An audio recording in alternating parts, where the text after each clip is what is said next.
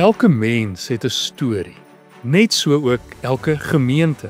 Ek noem myself die stofpadpredikant, want die Here het my uit die stofstraat uit kom haal en my kom plaas op 'n plek waar ek voel ek is nodig om deur die grootste koning diensbaar te wees in 'n gemeenskap soos Oudtshoorn en 'n gemeente soos NG Moedergemeente. Die mooi hiervan is dat gemeente se stories uit die aard van die saak God se storie is.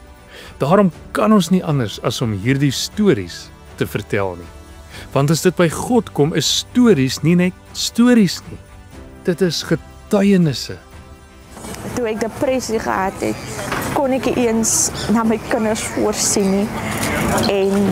Maar ek kan sê hierdie diens het my baie goed gedien. Getuienisse het die krag om die wêreld te verander. As kommunikasiespan van Kaapkerk is dit vir ons 'n groot voorreg om instrumenteel te wees in hoe die Gees deur mense en gemeentes getuig.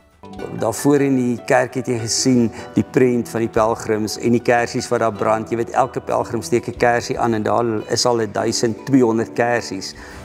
Ons skep ontmoetings tussen lesers, kykers, hoorders en mense soos jy.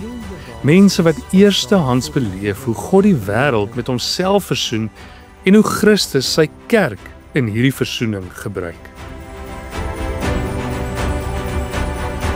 Bring jou belydenisskas om saam met ander belydenniskinders deur die strate van Stellenbosch te stap, van die kweekskool tot die Kaya en die Kruiskerk, en saam te gesels oor wat ons doop en die nagmaal en die Bybel en ons aanbidding te sê het oor wat ons elke dag glo en bely. Die groot roeping wat ons in ons hart ervaar, is om vir dit wat die Here ons hiervoor kom plaas het, hierdie laaste skof, as ek dit so kan stel.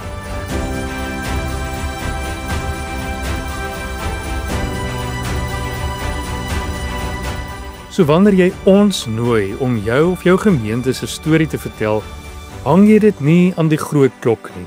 Nee, jy getuig, vertel, jy sê dit oral oor. Die Here Jesus Christus is Heer en hy regeer.